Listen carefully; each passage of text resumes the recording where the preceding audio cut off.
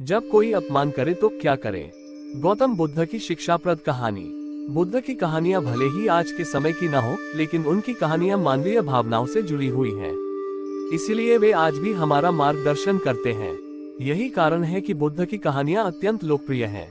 इसीलिए आज हम आपके लिए बुद्ध की एक लोकप्रिय कहानी लेकर आए हैं, जिसका शीर्षक है जब कोई आपका अपमान करता है तो क्या करें। यह मानवीय जीवन से जुड़ी कहानी है और इसलिए सभी को पसंद आती है।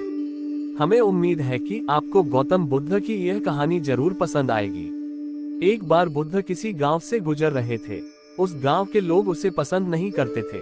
उन्होंने बुद्ध को घेर लिया और गालियां देने लगे। सबसे ज्यादा गुस्सा गांव के सरदार को हुआ। उसने उल्टे बुद्ध को गाली देना शुरू कर दिया, लेकिन बुद्ध इस सब से बेपरवाह होकर मंद मंद मुस्कुराते रहे। गांव का सरदार बहुत देर तक बुद्ध को गालियां देता रहा, लेकिन कुछ देर बाद उसका मुंह सूखने लगा, जिससे वह चुप हो गया। ये देखकर बुद्ध ने कहा, यदि तुम्हारी बात पूरी हो गई हो तो मुझे आगे बढ़ना है। मुझे आगे गांव में जाना है, वहां लोग मेरा इंतजार कर रहे होंगे। ये देखकर गांव का एक आदमी बोला, हम आपका अपमान कर रहे हैं, गाली दे रहे हैं, लेकिन आप जवाब देने की बजाय मुस्कुरा रहे हैं।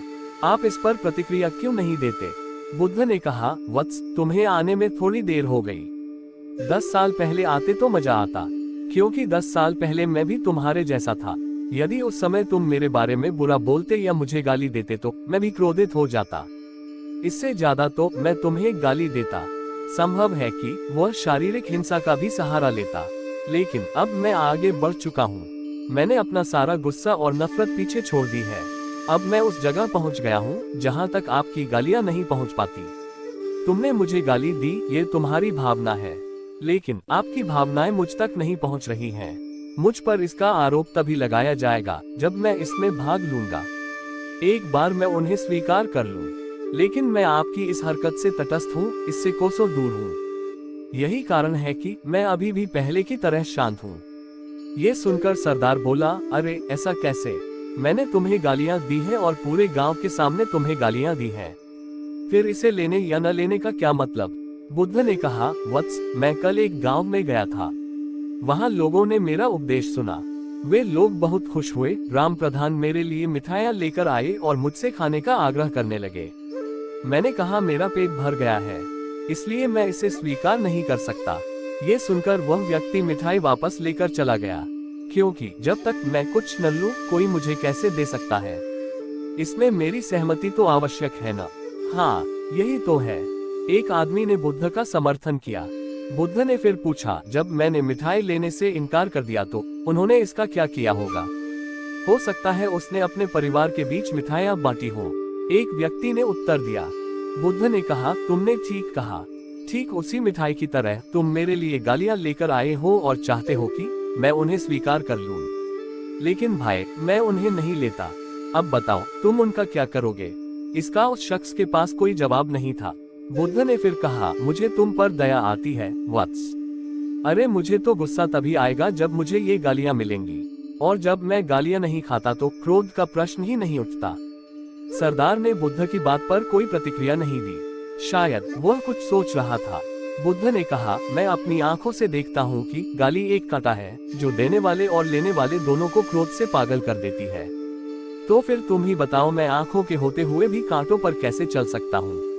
सब कुछ समझते हुए मैं गालियां कैसे खा सकता हूँ? और होश में रहते हुए मैं क्रोध कैसे कर सकता हूँ? अतः मुझे क्षमा कर दो वत्स, मैं तुम्हारा उपहार स्वीकार करने में असमर्थ हूँ। इतना कहकर बुद्ध ने हाथ जोड़ दिए। बुद्ध की बात सुनकर सरदार लज्जित हो गया। उसकी आंखें भर आईं। वह कुछ कहना चाहता था, लेकिन उसके होठों ने जवाब दे दिया। और जब उससे और सहन न हुआ तो वह बुद्ध के चरणों में गिर पड़ा। दोस्तों, ज्यादातर लोग यही सोचते हैं कि हमारे दुखों का कारण कोई और है, और जब हम इस पर विश्वास करते हैं तो हम आत्म नियंत्रण की कमी और खुद को नियंत्रित करने में असमर्थता को नजरअंदाज कर रहे हैं। वास्तव में ये हम पर निर्भर करता है कि हम दूसरों द्वारा प्रदत्त नकारात्मकता को स्वीकार करते हैं या नहीं। यदि हम नकारात्मकता को स्वीकार करते हैं तो हम अपने पैरों पर कुल्हाड़ी मारते हैं, और जब हम उसे अस्वीकार कर देते हैं तो घृणा, क्रोध, हिंसा सभी से मुक्ति मिल जाती है। दोस्तों, हम आशा करते हैं कि आपको ये बुद्ध कहानी, जब कोई अपमान करता है, पसंद आई होगी। दोस्तों, हम आपसे फिर मिलेंगे ऐसे ही रोचक और उपयोगी कहानी के साथ। तब तक आप जहां भी हो खुश रहें और खुशियां बांटते रहें। तो दोस्तों, ये महात्मा बुद्ध की मोरल स्टोरी आपको पसंद आई हो तो इसे अपने दोस्तों के साथ साझा करें और इस स्टोरी को लाइक करें, कमेंट करें और हमारे चैनल को सब्सक्राइब करें ताकि आप हमारे आने वाली बुद्ध मोरल स्टोरी को न खो दें। धन्यवाद। नमो बुद्धाय।